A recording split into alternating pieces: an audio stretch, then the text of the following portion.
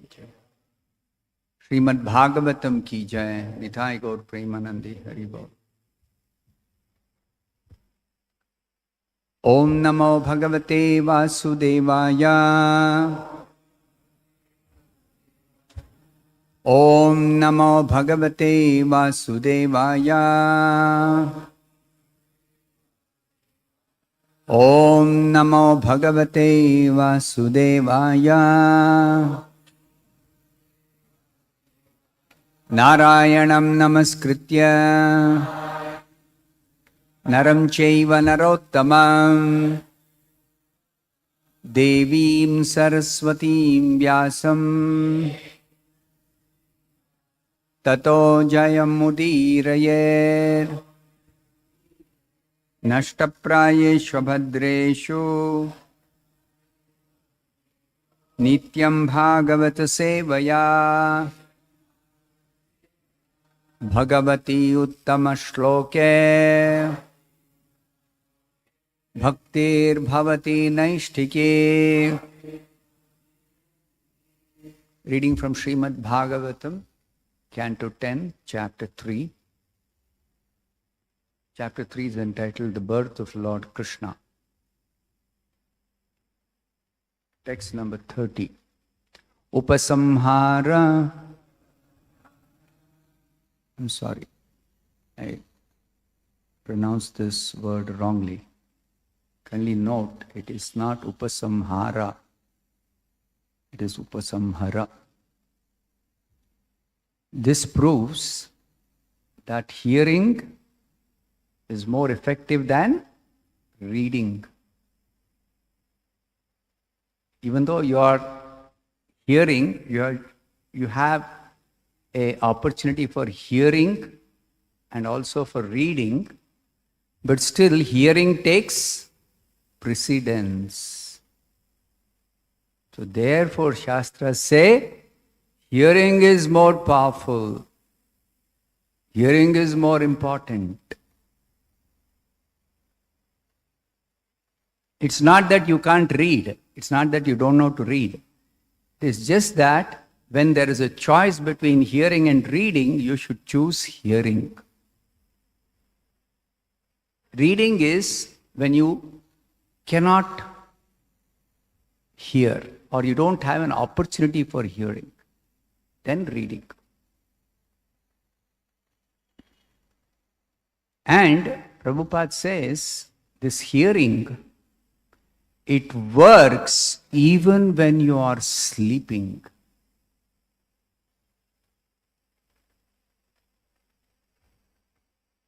You're sleeping, your eyes will not work.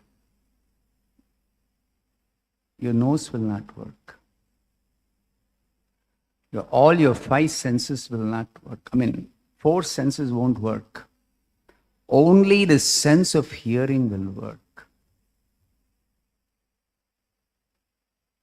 If somebody is sleeping, if a thief comes to the house to steal, he'll quietly come do his job and go away while you're fast asleep. But if he makes some sound, immediately you are awakened from sleep. Or at least there is a possibility you may be awakened from sleep. But never. When you're fast asleep, your eyes, your nose, your tongue, sense of taste, sense of smelling, sense of touching, no.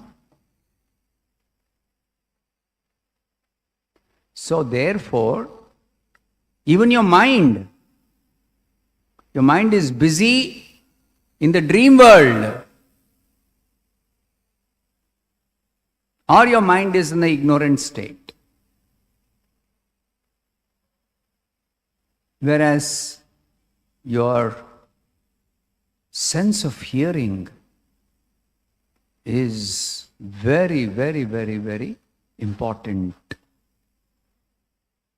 That's why bhakti begins with Shravanam. Shravanam. You just consider the first time you came to know about Krishna consciousness. Either you heard from somebody, or you heard from some report, some news. Hearing. Even if you read about the temple, that reading is also another form of hearing only.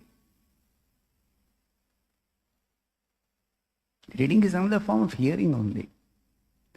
Whereas reading requires some prior qualification. Hearing doesn't require any qualification. Please note this. Reading requires qualification. Hearing, anybody can hear. So, hearing is the way of actually self-realization. Hearing is enough. But if we don't have facility or opportunity or chance to hear, then so many other methods are suggested. Shravanam, Kirtanam, Vishnu, Smaranam, Padasevanam, Archanam, Vandhanam, Dasyam, Sakyam, Atmanivedanam. Any of the other methods you may take advantage.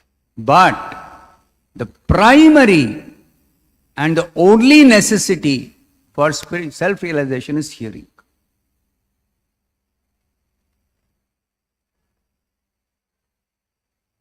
So therefore,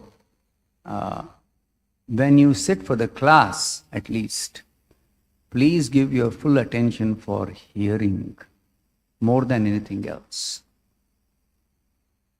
And if you have a chance to read, it just should supplement your hearing. Supposing exactly when I'm speaking some particular word, some sound, other sound, that disturbs your hearing.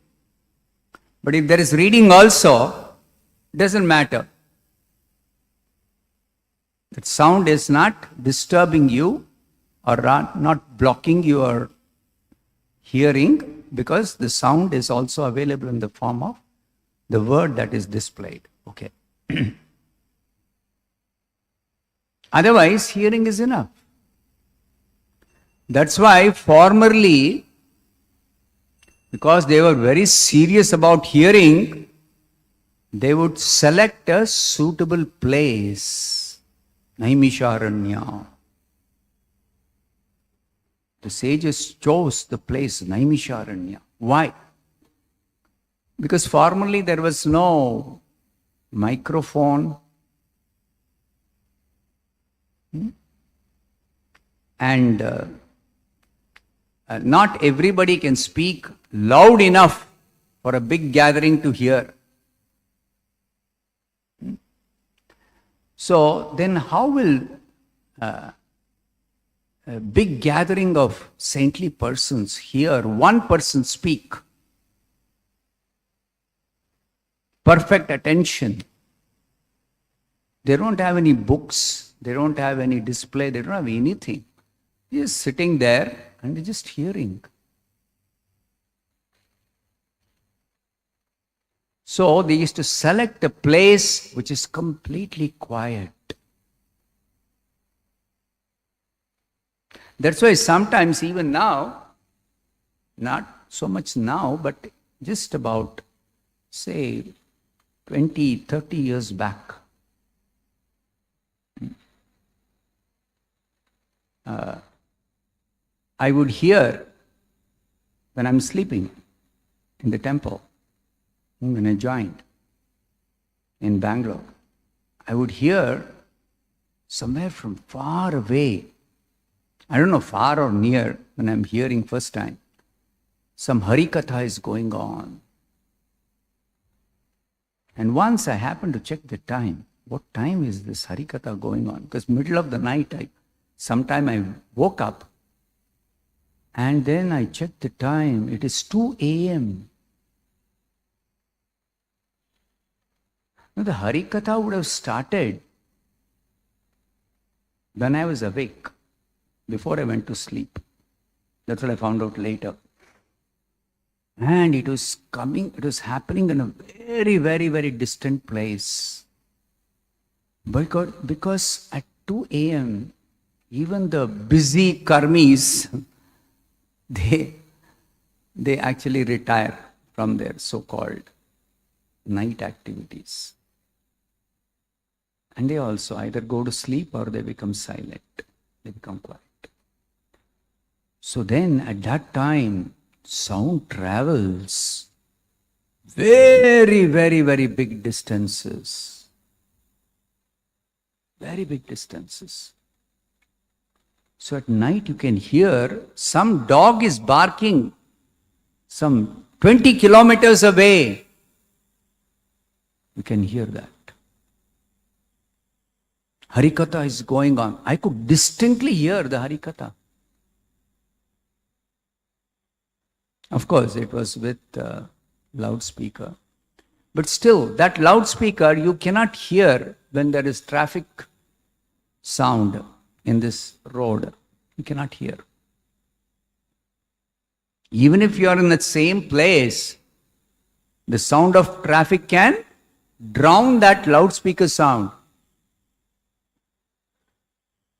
So near or far is not the real criterion for hearing. It is important that you're in a quiet place. So they would select a quiet place. And it will be obviously a very remote place. Now, they generally select that place where even birds won't be chirping.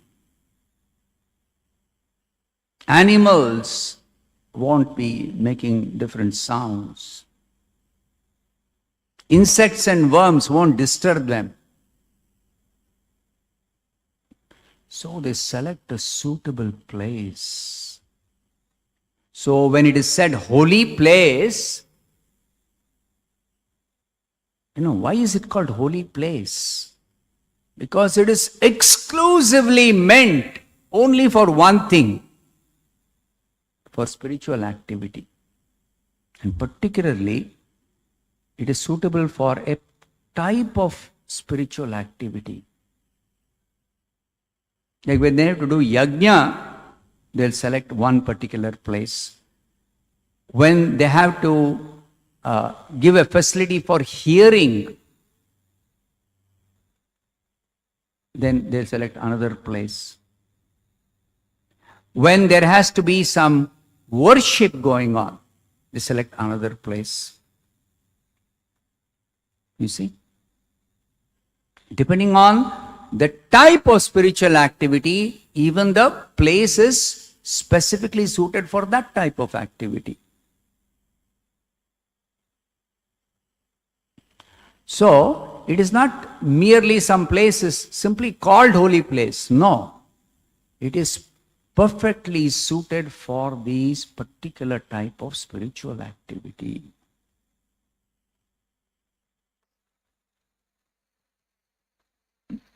So, this hearing has to be done in a quiet place. Quiet place. Many times you go to some place where this is silence, silence, silence, silence. Why? Why they say silence? Because only if there is silence, the purpose of that place is served. Hearing. Hearing is possible only if there is silence. Because whatever is to be heard is very, very, very, very, very, very important. So only if there is silence, we guaranteed that a person will properly hear and be able to hear perfectly. Even if there is slightest of noise, if the important thing to be heard is not sufficiently loud, then even slightest of feeble noise also can drown out that sound. It's all relative. So if silence means guaranteed you will hear, however feeble the actual sound you want to hear. But if there is no silence, then there are chances you may not be able to hear properly. Therefore, they would select Naimisharanya. Guaranteed silence. There's another description in the Bhagavatam. Carefully read the Bhagavatam. Everything is there in the Bhagavatam. Lord Shiva was sitting in a place, Kailasa, in this material world. Wherever Shiva resides, that is Kailasa, but he has got many different places in different parts of this creation and even in the spiritual world. So that description is there that he was sitting underneath a big tree. And in that tree, there were no birds. And what was he doing? He was discussing Krishna Katha. And with whom was he discussing? Narada, the Kumaras, and such saintly persons. You see? So, completely silent. And they have actually practiced how to sit and hear without being disturbed by hunger, thirst, sleep, need to evacuate, need to pass urine, nothing. Nothing will disturb them.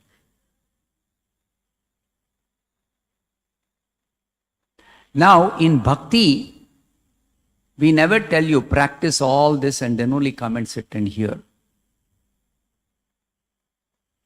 Bhakti doesn't have that requirement.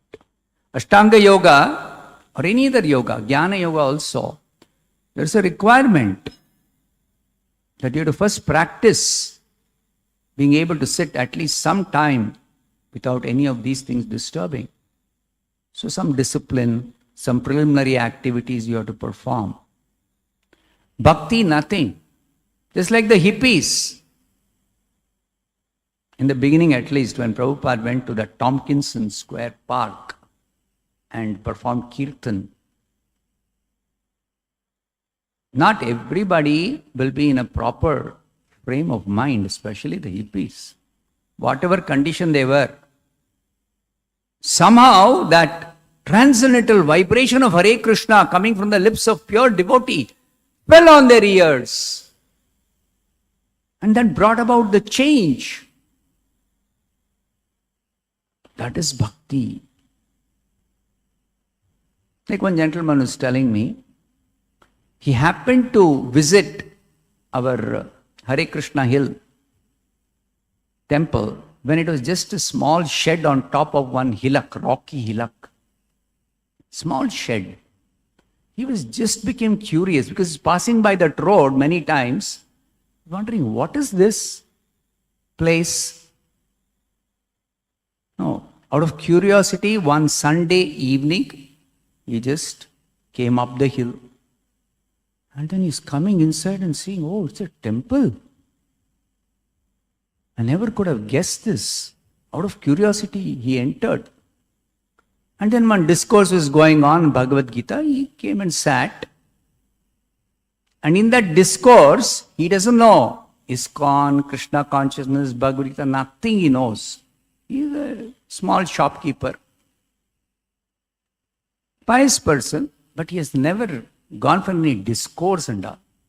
He knows there are discourses going on, but he is not so interested. So he came and sat. Some people were there, like you are sitting. Some people were there sitting. And there was a devotee speaking about Bhagavad Gita in English. So he heard, 4 kinds of sinful activities are very, very dangerous. Suddenly he became alerted. 4 kinds of sinful activities are very dangerous. Then the speaker said, meat eating, extremely sinful. Then illicit sex, gambling, intoxication. So he heard this, and he heard, of course, the rest of the class, whatever. But this stuck on to him. 4 kinds of sinful activities are very dangerous. And he went home. He told his wife, from now on, no non-veg. Apparently looks like he was a non-vegetarian before. And no lottery ticket.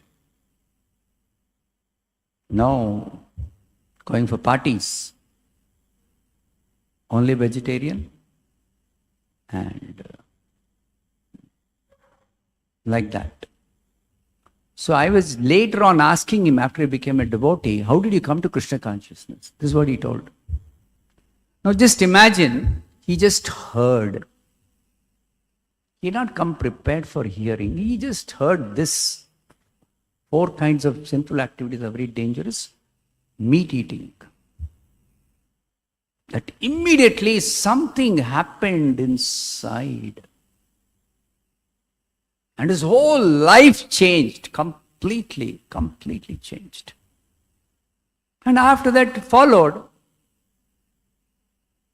don't eat meat, don't do this, don't, so many don'ts and so many do's, all came later.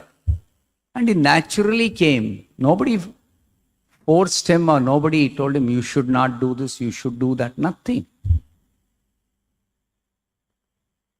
So bhakti is like that. If Prabhupada says we establish these centers, we are opening centers just to give people a chance to hear about Krishna consciousness. That's all. Mainly for the purpose of people to come and sit and hear. That's why whenever our aarti is going on, there is always Kirtan. Whenever yajna is going on, there is always chanting of the holy name in the form of mantras, mantra chanting. Primarily, it is the holy name. So, this hearing, many times Prabhupada says, hearing is very important. So, simply come and sit and hear. That's all. Okay, not begin the class, I'm sorry. But this is very important for all of you, because this is going to form the basis of your actually taking maximum benefit from future classes. So have I begun the verse, chanting the verse? No, I said you chanted wrong, that's where I deviated. Upasamhara Vishwatman Ado Rupam Alaukikam Shankhachakra Gada Padma Shriya Jushtam Chaturbhujam. I directly go to the translation. Translation and purport by His Divine Grace, A.C. Bhaktivedanta Swami Prabhupada.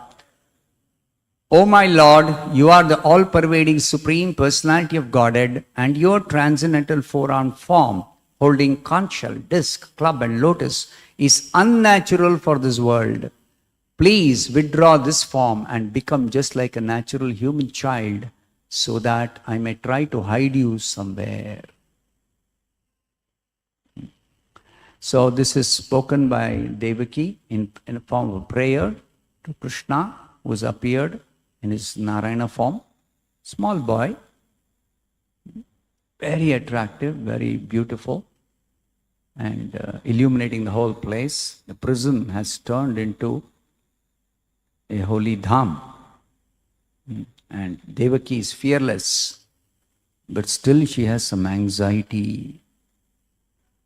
She is coming to the end of her prayers, and initially the prayers is, you are the Supreme Lord, you are above the modes of material nature, you dispel all the fear of your devotees, because she herself has become fearless. But in the end she is telling, I am anxious about protecting you. Why? Because she is reminded, previously her 6 children were killed by Kamsa. The first child was killed a little later, but the second, third, fourth, fifth and sixth children were killed as soon as they were born. So now the 8th child is born. And as a mother having affection for her child, newly born child, all mothers can relate with this very easily. That as soon as the child is born, the mother is very anxious about the child, because it's in a helpless condition. It's in a helpless condition. In the womb, it was perfectly taken care of. Now, mother doesn't have to do anything, separately for feeding the child, for comforting the child, for anything. Mother doesn't have to do. Krishna's arrangement. This is Krishna's arrangement. 9 months, when the child develops the body, starting with a small pea-shaped, pea-sized embryo, the child develops a full-fledged body. All circulatory system, nervous system, all kinds of systems that they all sit and analyze, these medical scientists. Everything is there, miniature, nanotechnology. Not nanotechnology, microtechnology, whatever that is. Everything is there. Fully developed. So, the mother has no anxiety. But as soon as the child comes out, now, that arrangement is no longer there. Child has to be fed, child has to be clothed, child has to be cleaned, child has to be given rest, child has to be, sometimes the mother has to play with the child. So all that starts. So mother, because the child is totally helpless, the mother is very anxious. So similarly, Devaki, out of affection for Krishna, she's apparently very anxious about his protection. Because she's remembering, my 6 children were killed by this cruel Kamsa. And therefore now she's praying to the Lord. She knows Krishna is supremely powerful. He's the Supreme Lord who's appeared.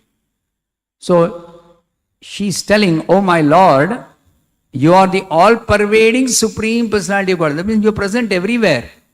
Not just because you have now appeared that you are here. No, you are, even otherwise you are everywhere.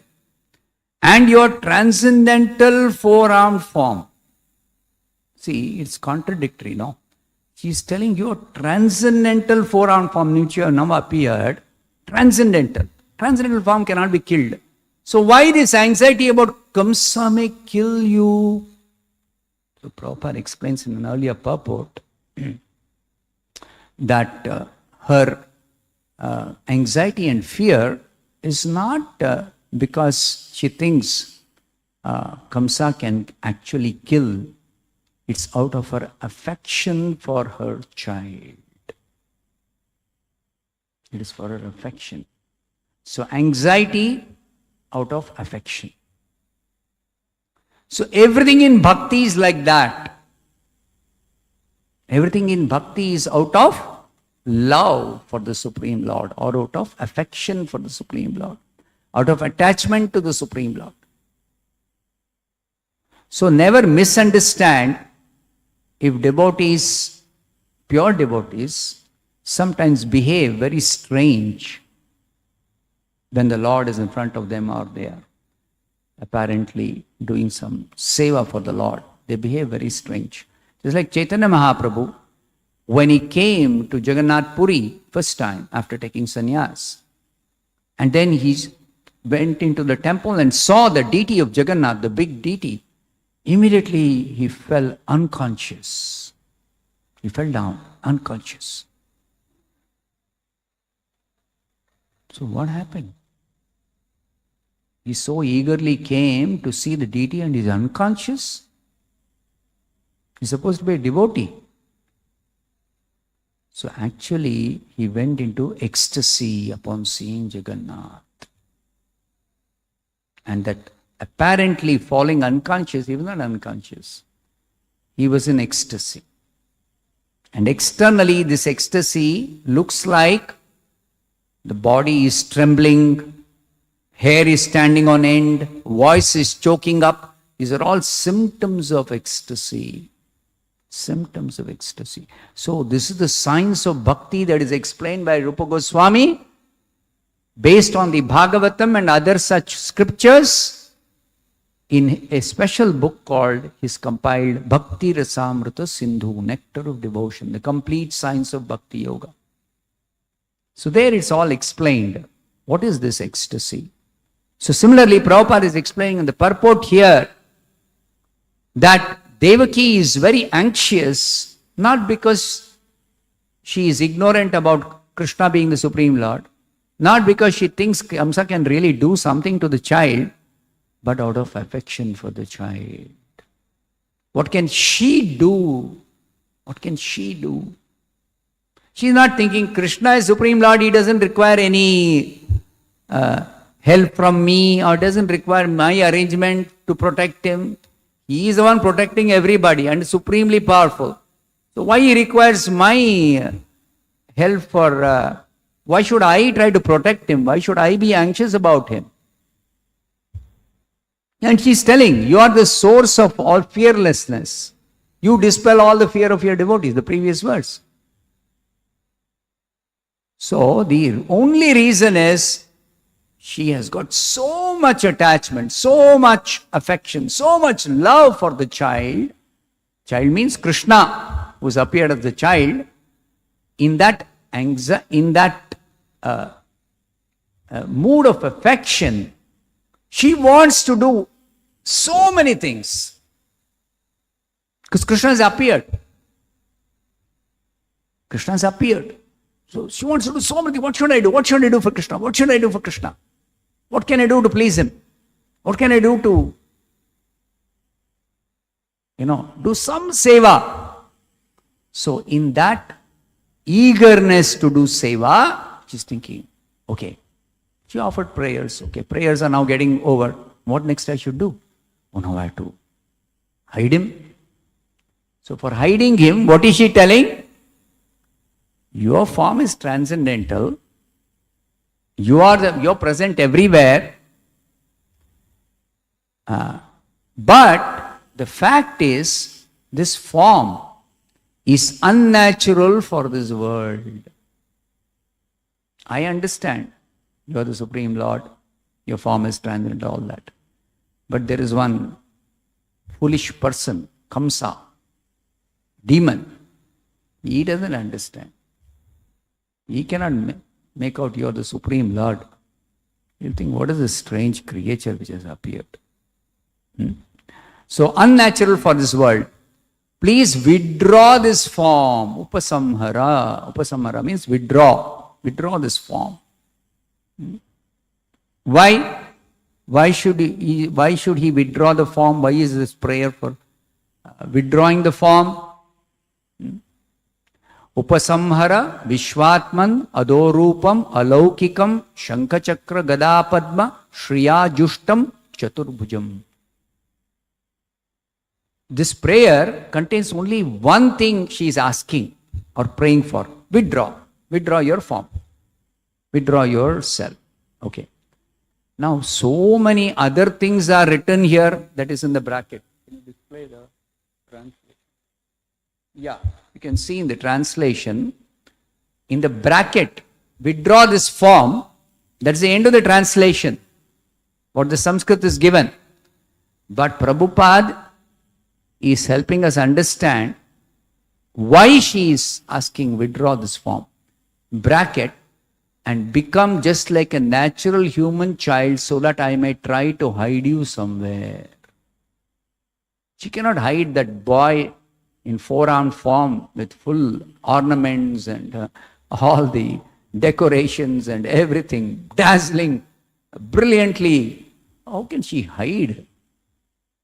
His effulgence is completely illuminating the whole place. How can she hide? So not to hide, you become just like a natural, normal child. When a child is born, it is just a small baby. No ornaments, no decoration, nothing. So you withdraw this form. And why is she telling withdraw the form? Because he is the Supreme Lord. He can do whatever.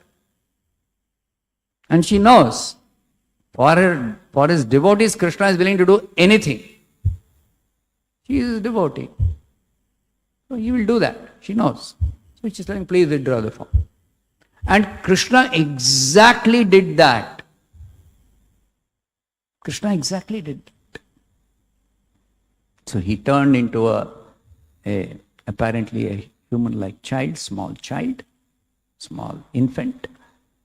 And then Krishna instructed how she can hide, how Vasudeva can hide. And Vasudeva, following Krishna's instructions, he simply took that child and went away to Nanda Gokula. So, this is called the pastime, leela, Krishna leela, Janma leela. Leela, it is pastime of the Lord. Simply for the sake of giving pleasure to his devotees. And the devotees, they are participating in this pastime simply to give pleasure to Krishna. Krishna enjoys. Vasudeva is carrying him, Devaki is anxious, Devaki wants to hide him. Okay. Otherwise, Krishna has nothing to do. Neither devotees have anything to do. So, the non-devotees don't understand that the spiritual world full of activity. And what that activity is, these devotees, foolish devotees say, pastime, leela. What is this leela? And serious Supreme Lord, who's full of knowledge, who's always enlightened, and he's just playing with his devotee. So it's difficult to accept and believe. No, logic will never allow you to accept this, that he is God, Krishna is God, Narayana is God. Oh, that is not difficult to accept. But Krishna is God, small child playing with his coward boyfriends, danger of some demon coming and killing God, danger. What these people are talking about, God and danger. Because when Vishnu comes also sometimes Matsya and all, nobody can understand. Anyway, Vishnu comes in a human-like form. This is Vishnu himself, Narayana. He comes as Narayana form. Immediately kill that demon. Or do whatever is required. Finish off.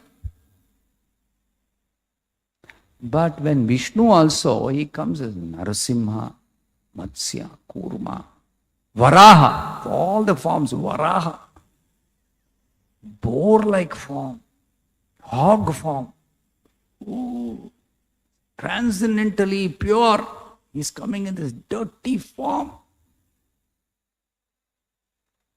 Karmis and non-devotee atheists will all laugh and go mad. They say, God has come in this form. What is this? What is this God you are worshipping? They have a temple for Varaha.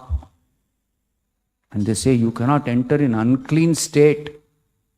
And this Varaha is the dirtiest creature, even among creatures. That's why Krishna leela, Krishna katha has to be heard from a proper source. Don't hear from somebody who is not a pure devotee, because they can't understand themselves, much less explain to others. Why Krishna has to come in the form of Varaha? Why Krishna has to come in the form of a small child? Why he has to tell Devaki and Vasudeva, hide me? No, he is not telling hide me, but they are anxious. Why he has to put them into anxiety? He is the controller, supreme controller. He controls everyone, everything. Why he has to do this? So, to understand these mysteries, rahasyam etad uttamam. In the 4th chapter, Transcendental Knowledge, Krishna tells, what is that verse?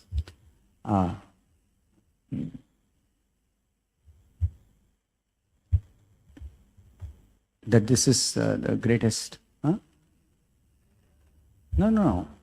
In the 4th chapter, Evam parampara praptam imam rajarshayo viduhu. I'll quickly open that. Sakale neha mata yogo nashta parantapa.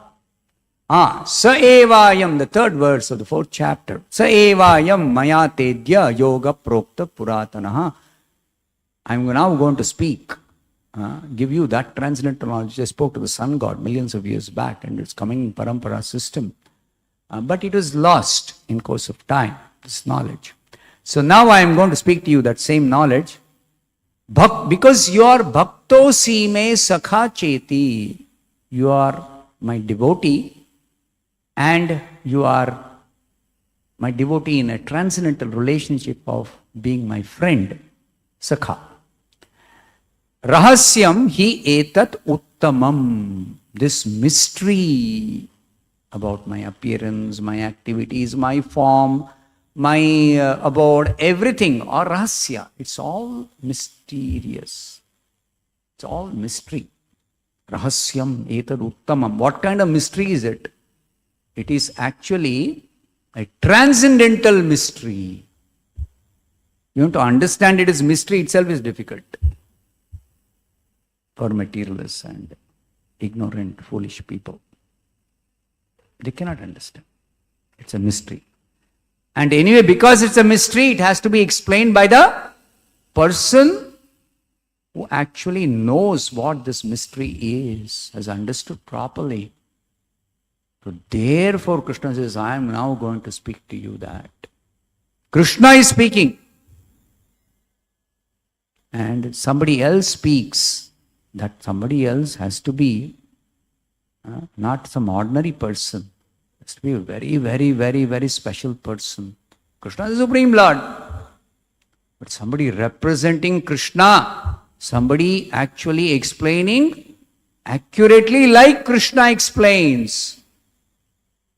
Only such a person, Acharya, pure devotee, spiritual master, coming for this purpose exclusively from the spiritual world.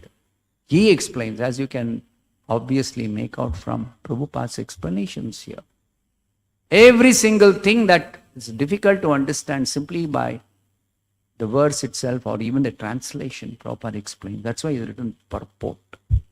That's why he gives word for meaning.